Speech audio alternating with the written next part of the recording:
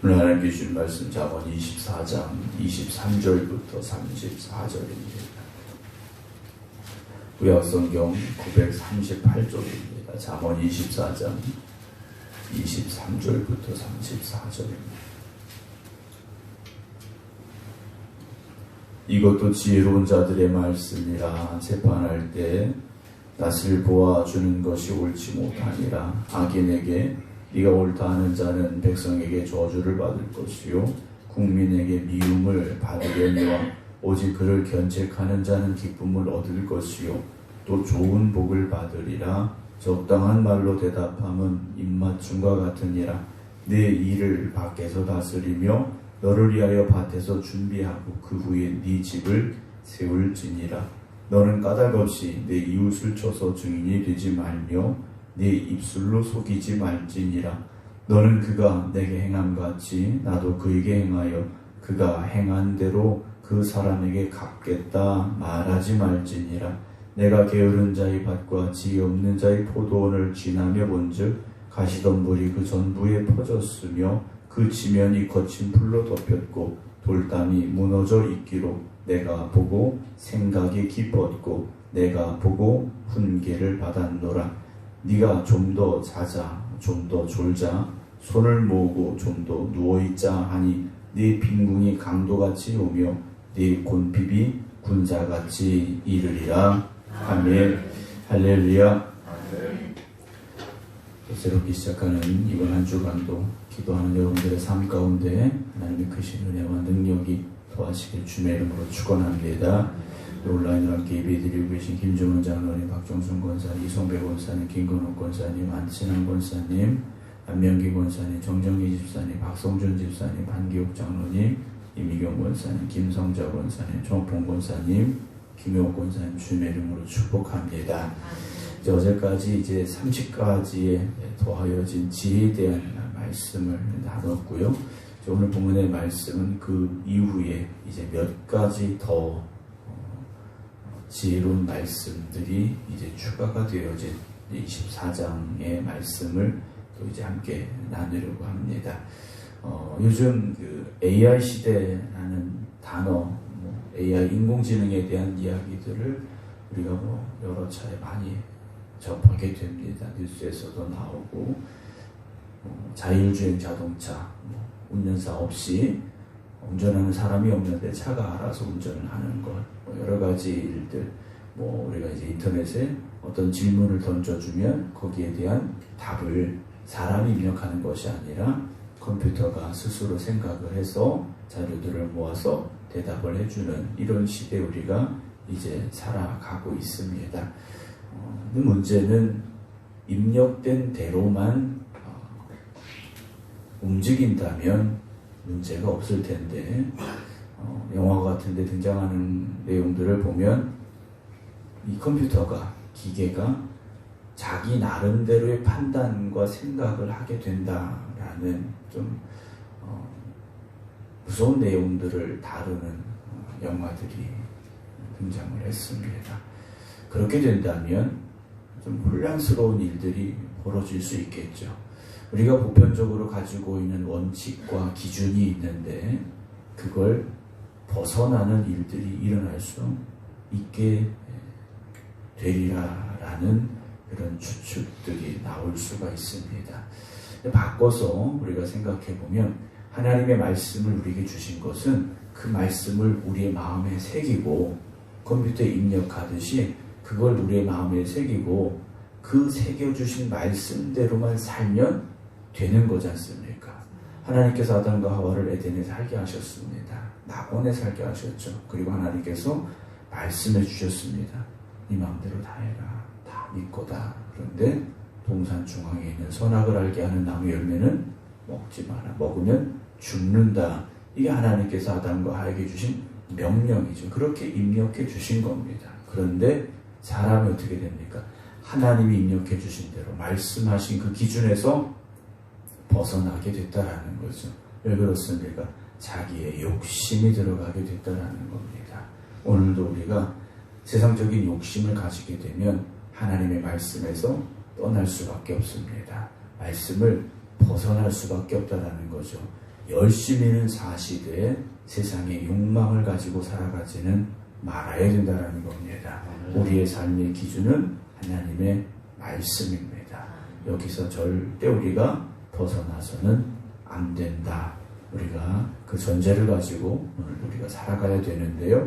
오늘 23절 이것도 지혜로운 자들의 말씀이라 그랬습니다. 지금까지 지혜에 대한 말씀을 쭉 나눴는데 30가지에 대해서 또 거기에 더해질 수 있는 그런 교훈 또 지혜가 있는데 첫 번째 나오는 것은 무엇이냐면 재판할 때 낯을 보아주는 것이 옳지 못하다 그랬습니다. 재판은 사실만 가지고 판단해야 됩니다. 그런데 증거와 사실만 가지고 판단해야 되는데 저 사람은 잘못을 하긴 했는데 나하고 좀 안면이 있으니까 또 뭐 저 사람 지위가 있으니까 뭐 저 사람은 뭐 어떠니까 하면서 그 사람을 좀 좋게 판단해 주는 것 이건 옳지 않다라는 거죠. 행한 대로 판단하는 것 그게 재판이어야 된다라는 겁니다. 24절에 악인에게 네가 옳다 하는 자는 백성에게 저주를 받을 것이요 국민에게 미움을 받을 것이다 그랬습니다. 지금 재판하는 사람들에게 주는 말씀입니다. 재판을 하는데 악한 사람에게 네가 옳다라고 하면 어떤 일이 벌어지겠습니까? 백성들에게서 저주를 받는다라는 거죠. 사람들도 보면 알지 않습니까? 이게 누구 잘못인지 보통 알게 돼 있어요. 그런데 재판하는 곳에서 이 사람은 나하고 좀 친분이 있으니까 저 사람 나하고 가까우니까 하면서 그 죄를 없다 하든지 요즘 말하면 뭐 형을 감해준다든지 이렇게 된다면 백성들로부터 저주를 받을 것이고 그리고 국민에게 미움을 받는다 그랬습니다. 사람들에게서 비난을 받을 수밖에 없다라는 거죠. 25절에 오직 그를 견책하는 자는 기쁨을 얻을 것이요 또 좋은 복을 받으리라 그랬습니다. 그럼 어떻게 됩니까? 악한 사람은 그 잘못을 꾸짖어야 된다는 겁니다. 견책하라는 것은 책망하고 바로 잡아야 된다는 겁니다. 그냥 그 사람을 미워서 뭐 잘못했으니까 벌 줘라 이것이 아니라 그 징계를 통해서 그 사람이 바르게 되라라는 목적을 가지고 그 사람을요 책망해야 된다라는 거죠. 그런 사람은 기쁨을 얻게 되고 또 좋은 복도 받는다라고 되어 있습니다. 26절입니다. 적당한 말로 대답함은 입맞춤과 같다 그랬습니다. 좀 번역이 애매하게 되어 있는 부분인데요. 적당한 말이라고 되어 있는데 우리는 적당하게 라고 표현하면 좀 뭔가 그냥 좀 상황에 맞게 뭐 이런 의미를 가질 수가 있는데 원래 뜻은 무엇이냐면 올바른 대답입니다. 정직한 대답입니다. 바른 말이랍니다. 그러니까 바른 말을 해주라는 겁니다. 바른 말을 해주라는 거예요. 내가 그 사람 이해하니까 이번엔 좀 이렇게 말해줘. 이것이 아니라 정확하게 말해줘야 된다는 겁니다. 정확하게 말해주라는 거죠. 뭐 예를 들어서 제 아내가 어떤 옷을 입었는데 그냥 다 예뻐 이렇게 말해주라는 게 아니지 않습니까? 이건 이렇고 정확하게 말해주라는 것이죠. 참된 말을 해주라는 겁니다. 그게 무엇인가? 입맞춤과 같다 하겠습니다. 여기에서 입맞춤은 친구 간의 입맞춤입니다. 그러니까 우리가 흔히 생각하는 키스 같은 입맞춤이 아니라 뺨을 맞대는 친한 사이에서 오고 가는 인사라는 것인데 우리가 가까운 사람에게도요 바른 말을 해줄 수 있어야 됩니다. 그냥 적당히 그냥 좋은 게 좋은 거지 하고 말하는 것이 아니라 때로는 잘못한 것은 잘못했다고 말해줄 수 있어야 되고 실수한 것은 이게 실수한 것이다 말해줄 수 있어야 되죠. 물론 듣는 친구 입장에서는 또 듣는 사람 입장에서는 속상할 수 있겠죠. 그래도 너 내 편이잖아. 너 나하고 친하잖아. 근데 나한테 이렇게 너까지 나한테 이렇게 말하느냐 라는 소리를 들을 수는 있겠지만 진짜 친구는 바른 말을 해줄 수 있어야 된다는 거죠. 27절입니다. 내 일을 밖에서 다스리며 너를 위하여 밭에서 준비하고 그 후에 네 집을 세워라 라고 되어 있습니다. 27절이 말씀이 뭐냐면 우리가 바깥의 일집 우리가 어떤 준비를 잘 하고 난 뒤에 가정을 꾸려라 라는 거죠.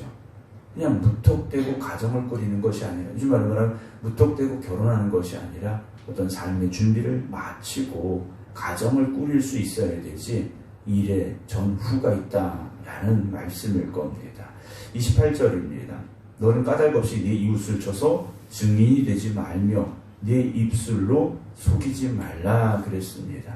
우리가 이유 없이 우리의 이웃을 치는 증언을 하지 말라는 겁니다. 그러니까 거짓된 증인이 되지 말라는 거죠. 입술로 속이지 말라 그랬습니다. 그럼 왜 그런 말을 할 수밖에 없느냐? 왜 거짓 증인이 되느냐? 29절에 너는 그가 내게 행한 같이 나도 그에게 행하여 그가 행한 대로 그 사람에게 갚겠다 하지 말라 그랬습니다.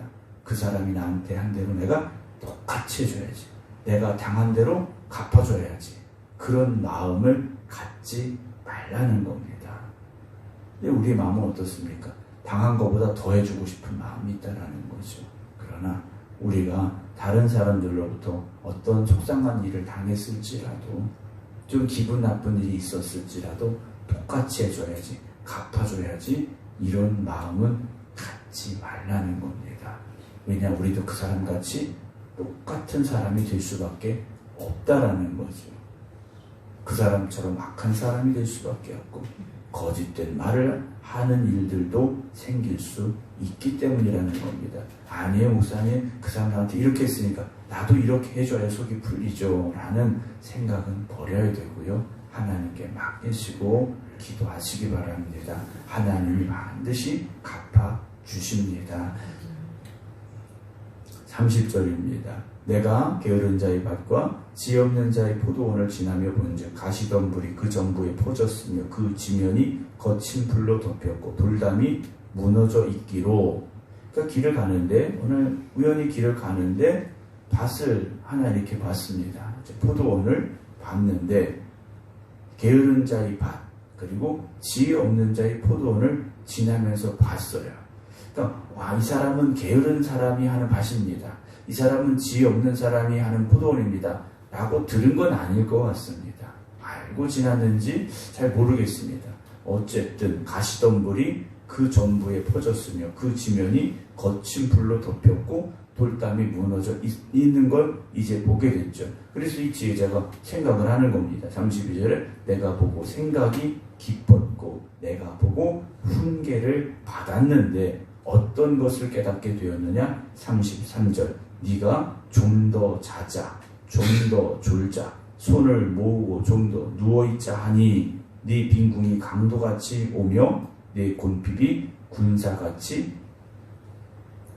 이르리라는 이것을 깨닫게 됐다라는 거죠. 이유가 이런 일들이 어디서 벌어졌느냐? 조금 더 자자. 여기서부터 시작이 됐다라는 겁니다. 조금 더 자자. 물론 정말 피곤하니까 좀 더 자자 할 수는 있겠죠. 그런데 이것이 이 사람의 일상이었다라는 겁니다. 그 사람의 일상이죠. 게으름이었고 그 게으름은요 지혜가 없기 때문에 게을러졌다라는 겁니다. 지혜가 없으니 게을러졌고 게으르니 좀 더 자자, 좀 더 자자 이런 생각만 하게 됐고 그러다 보니 일할 시간이 줄어들게 되고 돌볼 시간이 없어졌다라는 것이죠. 여러분, 특별히 새벽에 깨어 기도드리는 성도 여러분, 하나님이 주시는 지혜를 가지고 살아가는 여러분들이 되시기 바랍니다. 그냥 새벽부터 일어나서 열심히 일하자. 물론 부지런한 거 좋습니다. 그러나 부지런하시되 하나님이 주시는 지혜를 가지고 살아가시기 바랍니다. 오늘도 우리에게 필요한 것은 무엇이겠습니까? 하나님이 주신 말씀이고 하나님이 주시는 지혜임을 기억하시기 바랍니다. 그래서 오늘도 하나님 말씀에 순종하여서 하나님 뜻대로 살아가는 저와 여러분들이 되시되 하나님이 우리에게 주신 사명을 열심히 감당하는 이번 한 주가 되시기를 부탁을 드립니다. 그래서 오늘도 하나님께서 우리를 보시고 기뻐하시고 또 하나님의 뜻에 합당하게 살아가는 우리에게 허락하시는 하나님의 축복이 임하는 귀한 날 되시기를 주님의 이름으로 축원합니다. 기도하겠습니다. 오늘을 살아가는 우리에게 하나님의 말씀이 기준이 되게 하시고 하나님이 주시는 지혜를 가지고 살아갈 수 있는 저희들 되게 하여 주시옵소서. 우리는 참으로 연약하고 어리석을 수밖에 없습니다.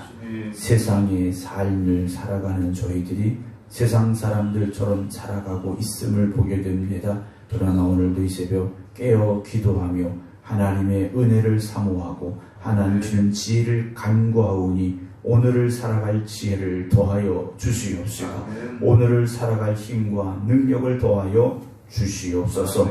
오늘도 하나님의 말씀에 충성하는 저희들, 순종하는 저희들 되게 하여 주시옵소서. 하나님의 영광을 위해 살아갈 수 있는 저희들 되게 하여 주시옵소서. 이번 한 주간도 깨어 기도드리는 성도들의 기도의 제목 위에 하나님 응답하여 주시옵시고 역사하여 주시옵소서.